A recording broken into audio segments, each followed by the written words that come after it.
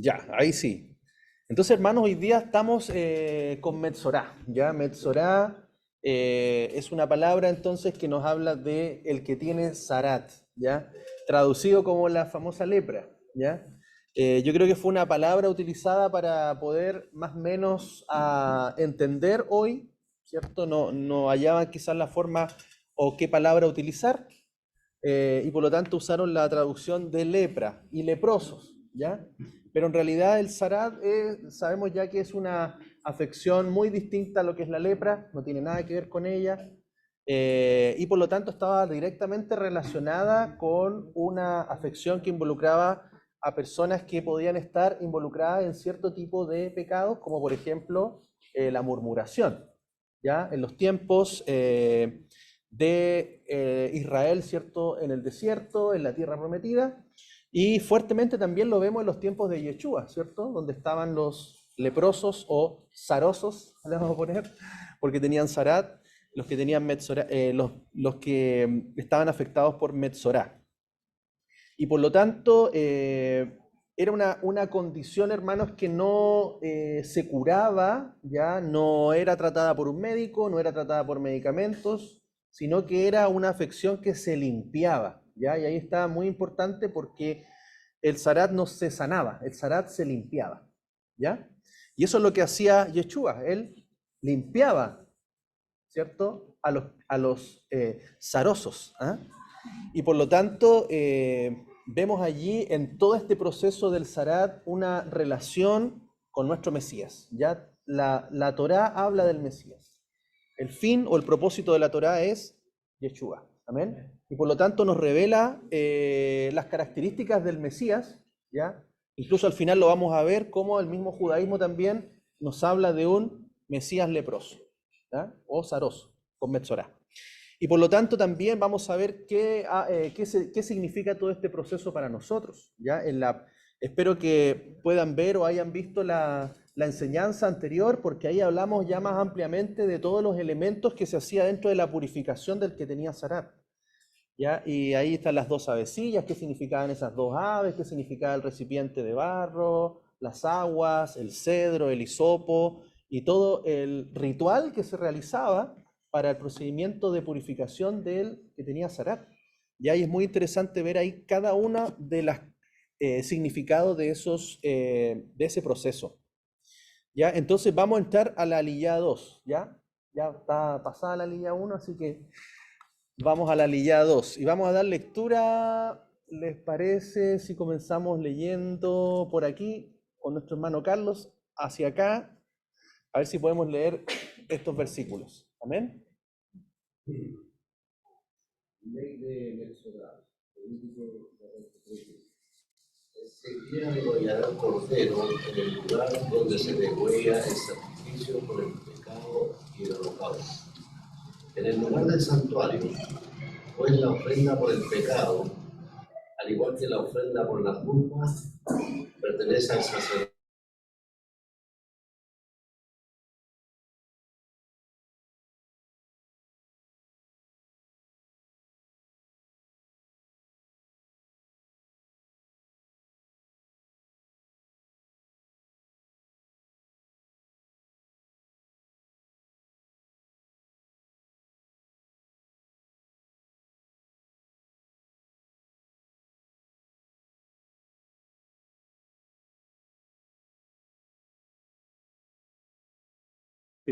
Raúl, quedamos en...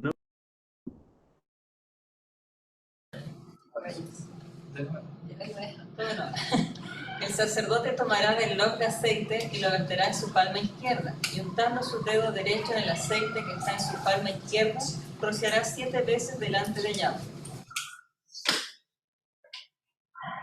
Del resto del aceite que está en su palma, el sacerdote untará una parte sobre el lóbulo de la oreja derecha del que es purificado, el pulgar de su mano derecha y el dedo gordo de su pie derecha, por encima de la sangre de la ofrenda por la culpa. El resto del aceite que está en la palma del sacerdote lo pondrá en la cabeza del que es purificado, y el sacerdote hará expiación a favor de él en presencia de Yahweh. Luego el sacerdote preparará la ofrenda por el pecado y hará expiación por el que es purificado de impureza, el cual después degollará el holocausto.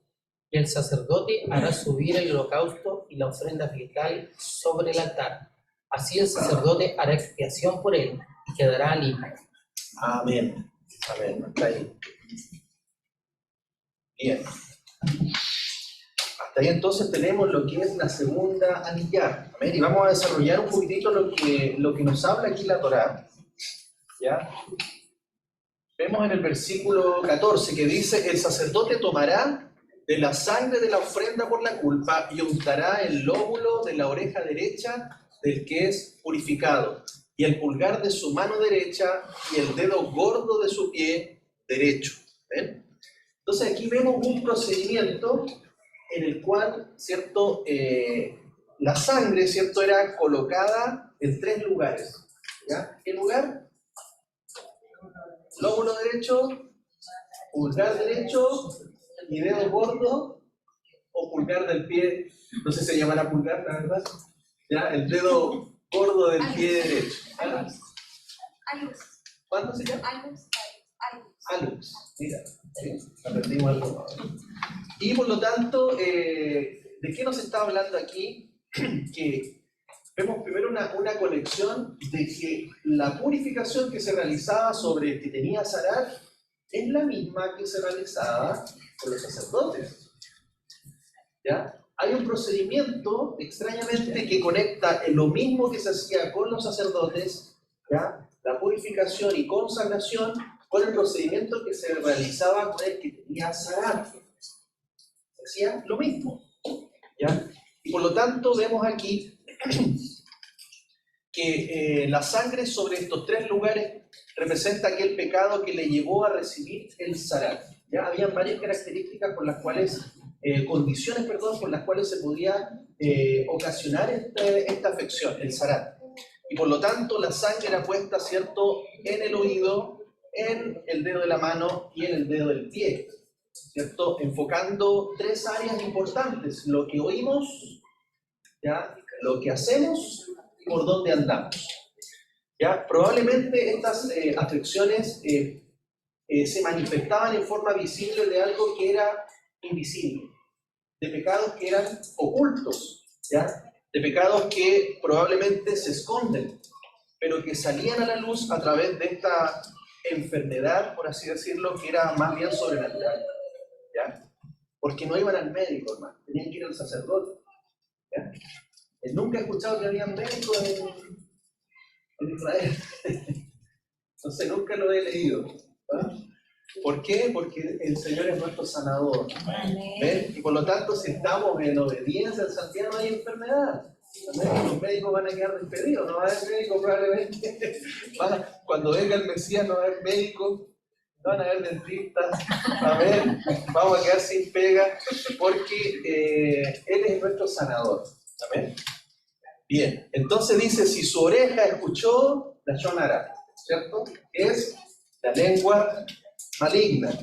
O sea, si estuvo en comentarios, en murmuración, dice: si metió la mano donde no debía y si puso su pie donde no le correspondía, fue golpeado con Zarat. Por eso su purificación es aplicada en estas 3 zonas, ¿ya? Entonces aquí vemos la conexión con Éxodo 29-20, que dice: luego degollarás el carnero, tomarás de su sangre y la pondrás en el lóbulo de la oreja derecha de Aarón, quien fue ungido como sumo sacerdote, y en el lóbulo de las orejas de sus hijos, en el pulgar de sus manos derechas y en el dedo gordo de sus pies, y esparcirás la sangre alrededor del altar. ¿Ven? Entonces ahí vemos que esto mismo se hacía para el sumo sacerdote y los sacerdotes. Entonces, ¿cómo podemos entender esto? Tanto los sacerdotes como el que es purificado de Zarat es objeto del mismo rito. Por un lado, podríamos entenderlo como el que había tenido Zarat ahora tiene el derecho para acercarse al tabernáculo. En ese sentido, se asemeja al ministerio del sacerdote que tiene el derecho de estar cerca de Adonai. Entonces, el que tenía Zarat, recuerden cuál era no el castigo, pero la indicación que tenía era que era puesto fuera del campamento. Tenía que ser aislado, tenía que ser alejado. Y por lo tanto, después de este procedimiento, donde es declarado limpio, ahora se puede acercar, ahora puede volver a entrar al tabernáculo. ¿Ven? Pero, aún más, si esto se hacía solamente para el sumo sacerdote y los sacerdotes, esto también nos habla de la conexión con nuestro Mesías, quien es sumo sacerdote. Y ahí es por eso que también él se hizo leproso. Él se hizo Metsorá, el que tiene Sará. Si seguimos en el versículo 15-16, está diciendo: el sacerdote tomará del lob de aceite y lo verterá sobre su palma izquierda, untando su dedo derecho en el aceite que está en su palma izquierda, y rociará 7 veces delante de Adonai. ¿Amén? Entonces ahí vemos también cómo este aceite ahora, ya fue la sangre, ahora es el aceite, que es un proceso de ungir, de consagrar, ¿ya? También nos habla de la obra del Ruach HaKodesh, ¿cierto? El aceite es rociado 7 veces, ¿ya? Entonces aquí podemos apreciar un proceso de ungimiento del que es purificado, similar al procedimiento también que se realizaba para la consagración de los sacerdotes. Ahora, con su dedo derecho, rocía sobre el purificado 7 veces delante de Adonai. Esto nos muestra que su diestra rocía aceite en un proceso de 7 veces, tal como nuestro sumo sacerdote, Yeshua HaMashiach, está consagrándonos en este tiempo para poder acercarnos a él. Nadie viene al Padre si no es por Yeshua. Entonces hay un proceso antes de llegar al Padre, al día octavo, al día en que la Shekinah se manifiesta, al día en que cae el fuego del cielo, aquel día en que se manifiesta la presencia del Todopoderoso. Hay 7 días primero.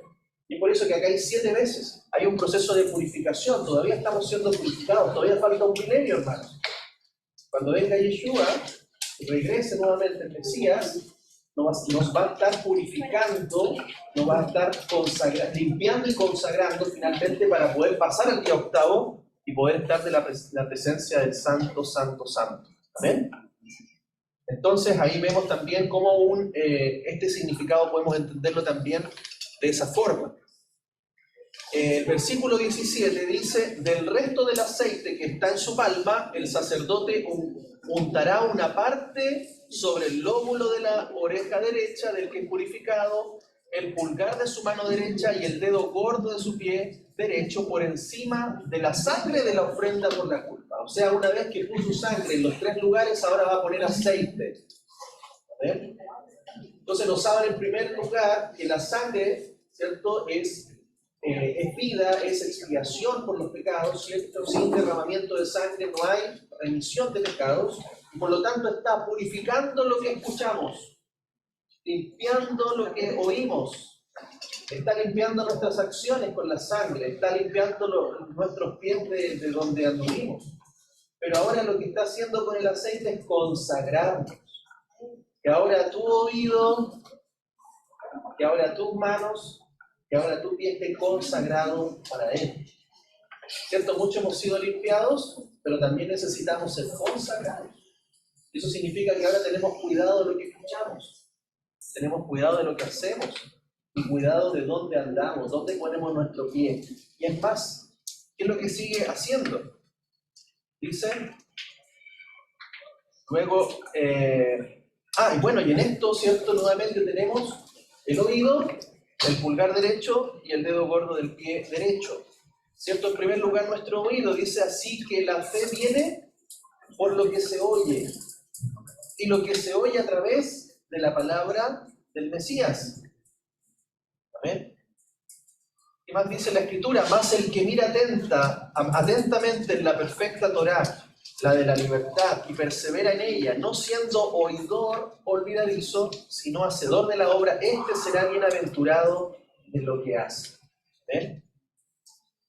Después, que sigue diciendo la Escritura en cuanto ahora a nuestras acciones: y todo lo que hagáis, hacedlo de corazón, como para Adonai y no para los hombres, sabiendo que del Adón recibiréis la recompensa de la herencia, porque al Mesías el Adón servís. ¿Eh? Luego tenemos también Hebreos 13:21 dice, os perfeccione en todo lo bueno, para que hagáis su voluntad, haciendo en nosotros lo que es agradable delante de Él por medio de Yeshua HaMashiach, a quien sea la gloria por los siglos. Amén. Y también sobre nuestro andar, por lo cual levantad las manos caídas y las rodillas paralizadas y haced sendas derechas para vuestros pies, para que lo cojo no se salga del camino, sino que sea sanado. Seguid la paz con todos y la santidad, sin la cual nadie verá al Señor. ¿Amén? Y otro versículo más, hay muchos por supuesto, dice, puesto que todas estas cosas han de ser desechas, ¿cómo no debéis vosotros andar en santa y piadosa manera de vivir, esperando y apresurándoos para la venida del día de Dios, en el cual los cielos encendiéndose serán deshechos y los elementos siendo quemados se fundirán? Entonces, la palabra aquí nos exhorta a que nuestro oído, nuestras manos, nuestros pies y lo que representan estas partes de nuestro cuerpo sean consagradas completamente a Él. ¿Amén? No solamente hemos sido perdonados, sino que también hemos sido limpiados y ahora consagrados para servirle.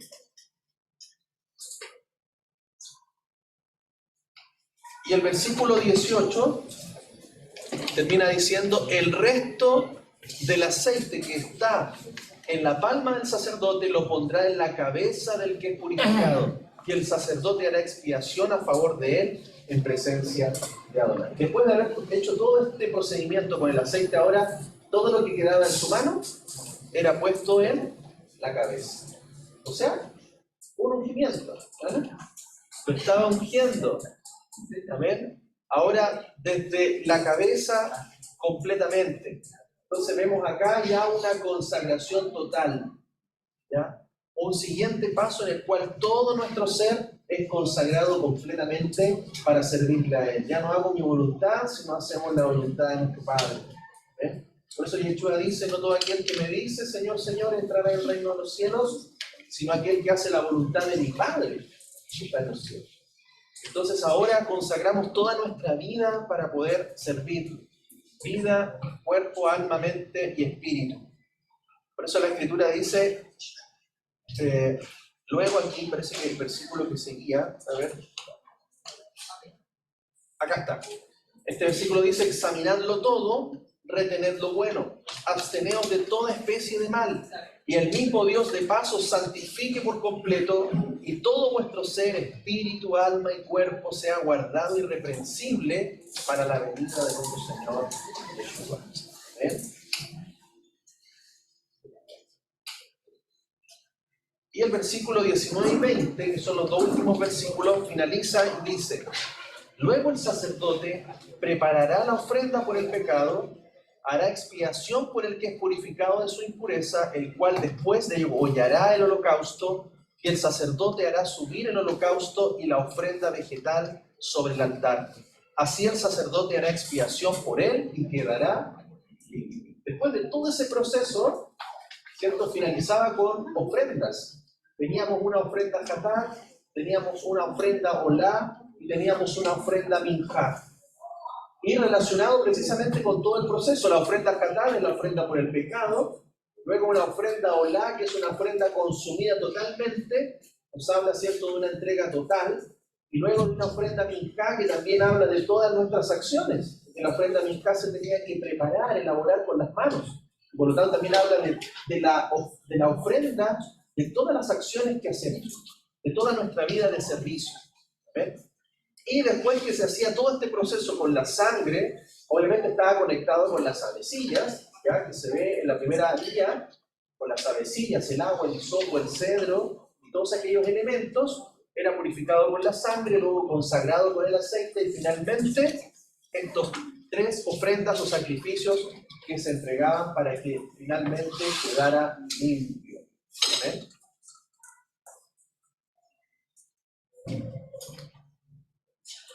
Acá.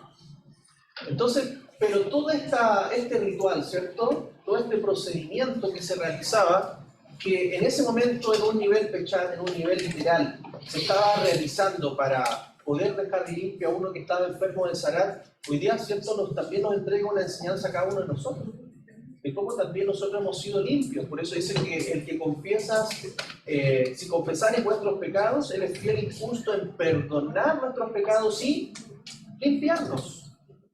También hay una limpieza. Hay un perdón, pero también hay una limpieza. O sea, nos perdona con la sangre, pero también nos está declarando limpios.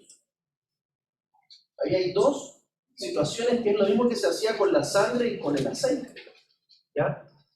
Y nos limpia de toda maldad.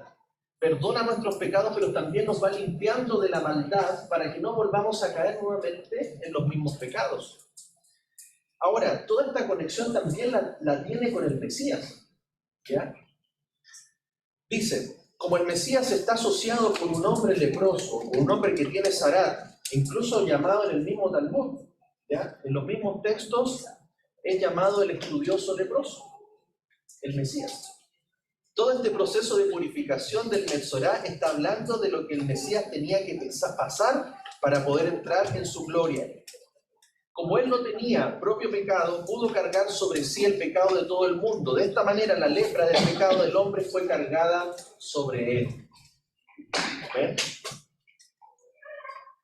¿Por qué le llaman ellos, el mismo judaísmo le llama el Mesías Metzorá? ¿Ya? Porque eso está en Isaías. En Isaías, el profeta dice, es verdad que él mismo llevó nuestras debilidades y cargó las enfermedades, pero nosotros lo tuvimos por contagiado, azotado y humillado por Elohim. Pero él fue traspasado por nuestras transgresiones, molido por nuestros pecados, el precio de nuestra paz cayó sobre él y por su herida fuimos sanados. ¿Eh? Entonces cuando la Guemará, ¿cierto?, que es parte del Talmud, dice, ¿cómo se llama el Mesías? Y entre todas las respuestas que hay, dicen el leproso. ¿Cómo se llamaba? Metzorá. ¿Eh?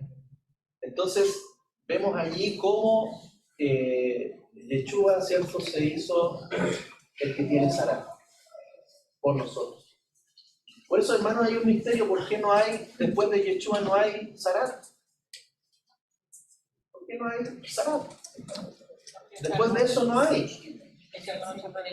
Él vino y mostró el milagro que nadie podía hacer, sanar a un hombre que tenía Metzorá, que tenía Sarat. Él sanó y él mismo dijo, ¿y qué vamos a decir? Diles, los leprosos son sanados, o sea, son limpiados. El que tiene Metzorá es sanado. Porque ese era un milagro solamente que el Mesías podía hacer. Solamente el Mesías podía hacer. ¿Amén? Entonces ahí vemos de que después del Mesías ya no hay Sarat. Está en él. Él la llevó por nosotros. ¿Amén? Por eso no tenemos que padecer y es más, sigue existiendo la murmuración, siguen existiendo sus pecados, pero ¿qué es lo que hacemos cuando el Señor nos redarguye? Tevilá, y vamos a quién? Al sacerdote. ¿Quién es nuestro sumo sacerdote? ¿Ah? Yeshua HaMashiach. Entonces hoy día vamos a él y él nos perdona y nos limpia. Amén. De todo pecado. El Sará va a regresar. Cuando para la segunda venida regresa el Sará. Ya no va a caer sobre nosotros, pero va a caer sobre todos los hombres que no se arrepienten. Por eso por ahí también hay en Apocalipsis una úlcera maligna que viene sobre todos aquellos que no se arrepienten. ¿Ah? Y ahí va a venir también esta enfermedad y va a traer juicio también y evidencia del pecado. ¿Ven? Porque muchas veces no había forma de evidenciar un pecado. Pero ¿por qué es tan importante este Sarat? Era tan importante en el pueblo. Porque cuando la presencia de Dios está allí no puede haber pecado. Cuando la presencia de Dios está en medio del pueblo, por eso él no la quería colocar, porque si él caminaba ¿cierto? Por el pueblo, ¿qué iba a pasar? El pueblo iba a ser destruido. Porque es tan santa la presencia de él, ya, que de alguna manera también permitió que este Zarat fuera evidenciado, fuera identificado por el sacerdote para que pudiesen ser limpiados. Y no se permitiera esta condición dentro del pueblo. Pero los tiempos de Yeshua estaban llenos de zarosos. ¿Ah? Estaban llenos. ¿Por qué? Porque ¿cómo estaba la condición del pueblo en ese tiempo? Había corrupción, había mucho pecado, había una actitud legalista, pero no una actitud correcta, se había abandonado la justicia, la misericordia. Por eso Yeshua viene a reprender también a todos los actos autoridades. Entonces, él mismo es que tiene que hacer esta obra de sanar y de llevar también el Zarat por todo el pueblo, por todos nosotros. Después de la resurrección de Yeshua, fue limpiado de la impureza que había obtenido por medio del Zarat del pecado. Y aquí vemos el profeta Zacarías con una profecía bien interesante, porque aquí está hablando una analogía, pero muy conectada con el Mesías.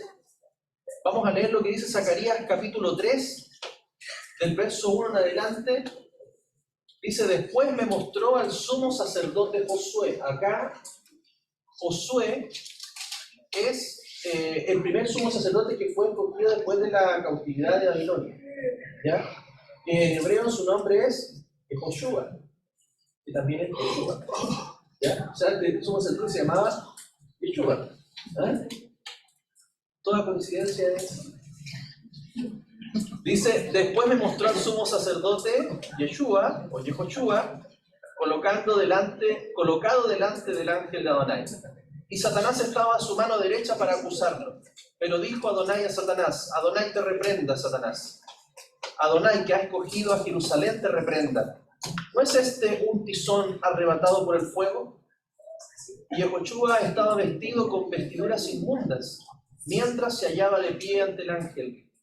Este mandó a los que estaban ante él, diciendo: quitadle las vestiduras inmundas. Y a él le dijo: mira, he quitado de ti el pecado y te he hecho vestir ropas de gala. Y sigue diciendo el profeta, y añadió: poned una mitra, ¿cierto?, que lleva el sumo sacerdote, limpian su cabeza. Y pusieron una mitra, correcto, santidad a Yahweh, y pusieron una mitra sobre su cabeza y lo vistieron con ropas. El ángel de Adonai estaba de pie.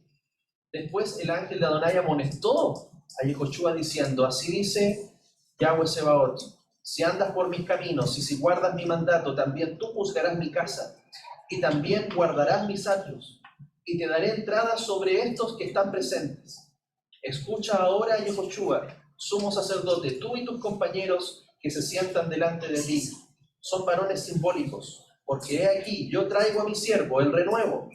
Pongo una piedra delante de Yehoshua. Es una piedra única en la cual hay 7 ojos. Y yo mismo esculpiré su inscripción. Quitaré el pecado de la tierra en un día. Palabra de Yahweh Sebaot. ¿Ven? Entonces vemos una tremenda profecía aquí, ¿ya?, que nos relaciona también con nuestro Mesías. ¿Y por qué dice quitaré el pecado de la tierra en un día? Está hablando del milenio. Que un día son 1000 años. Porque un día son 1000 años. Viene un milenio, donde definitivamente será quitado el pecado de la tierra. Porque todavía hay pecado, ¿no? Todavía hay pecado. Y es más, durante ese milenio también va a haber pecado. Termina con una rebelión. ¿Ah? Con la más grande rebelión, donde Hasatán mismo se enfrenta al Mesías. Por eso dice que en un día, en ese milenio, finalmente quitará el pecado de una vez por todas, porque con pecado no podemos entrar a la presencia. No podemos entrar al 8º día, los cielos nuevos, tierra nueva, Nueva Jerusalén, porque ninguna cosa impura entrará en ese lugar. ¿Amén? Por eso estamos esperando, santificándonos para aquel día en que nuestra nuestra redención será completa, nuestra santificación será completa, una purificación con fuego. Por eso hasta ahora nos hemos hecho tevilá con agua. Hemos sido también llenos del Espíritu Santo, ¿ah? Porque el que viene, ¿cierto?, no nos bautizará con agua, sino que con Espíritu Santo y con fuego. ¿Amén? Por eso Juan anunció el bautismo en agua, pero el que venía detrás de él traía el bautismo del Ruach. ¿Amén? Y por eso tenemos evidencia que hemos sido bautizados en el Espíritu. ¿Por qué? Porque obedecemos sus mandamientos. Pero luego estamos esperando la purificación con fuego para finalmente quemar todo pecado y poder entrar en santidad delante de nuestro Eterno. ¿Amén? Mediante este acto de purificación, Yeshua fue introducido en el ministerio sacerdotal, según el orden de Melquisedec. Por eso hay una semejanza entre el rito de purificación del Metzorá y la instalación en el ministerio sacerdotal. Entonces, si el Mesías es este Mesías leproso, reconocido incluso por Judá, ¿ven?, vemos de que él mismo experimentó este procedimiento. La representación de todo este rito nos habla del proceso que vive nuestro Mesías para que finalmente se establezca y se conecta con el sacerdocio. Por eso él puede ser sumo sacerdote según la orden de Melquisedec. ¿Ven? Y finalmente les quiero leer lo que la página ahí, Chabad.com, la página de judaísmo también, nos habla del Mashiach Metzorá. ¿Ya? Ellos hablan de esta conexión del Mesías que tiene Metzorá. Dice, la parashá de esta semana, cito textual, trata de las leyes del Metzorá. Se trata de una persona enferma y afectada por manchas, apartada de todos los asentamientos. Ahora bien, para nuestra sorpresa, cuando el Talmud en Sanedrín 98b pregunta sobre el nombre del Mashiach, el Redentor del pueblo judío contesta que su nombre es Metzorá.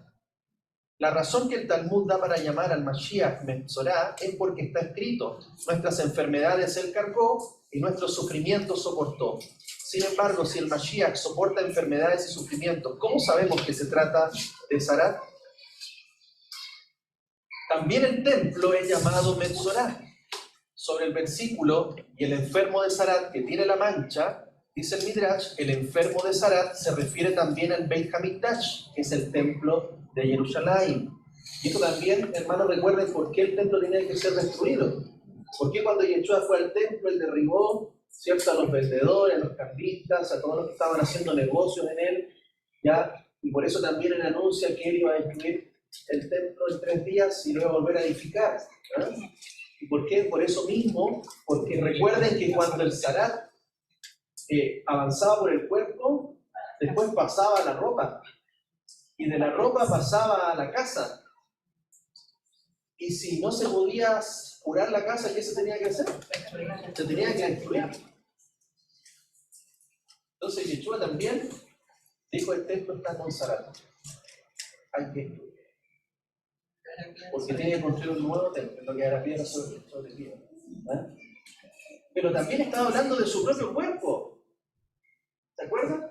Decía, pero ¿cómo este va a destruir el templo y lo va a construir en 3 días? ¿Quién es este?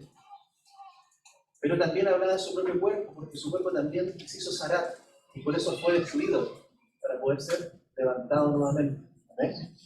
Entonces él dice, la explicación reside en el significado profundo de las manchas de Sarat. Es sabido que el Sarat no es una enfermedad natural, sino un castigo específico del cielo, por hablar la Lashon Hará, la mala lengua. La mancha de Sarat es la revelación del poder del juicio celestial que encuentra expresión en el mundo terrenal en forma de mancha. Dice también, es por eso que la mancha en sí misma no indicaba impureza, sino que debía ser mostrada al Cohen, al sacerdote, y solo cuando éste la identificaba como una mancha de Sarat, recaía la impureza sobre la persona manchada. Cuando el Cohen establecía que se trataba de una mancha pura, no se trataba de una negación de impureza, sino de una revelación de la severidad celestial de santidad, un nivel espiritual muy elevado. El significado que la mancha puede ser impura es que en su descenso desde los niveles espirituales más elevados, algo negativo puede desencadenarse de la severidad celestial, hasta llegar a una mancha de Sarat. El significado de la severidad celestial en su fuente no es impartir castigo o evitar dar flujo de energía a las creaciones.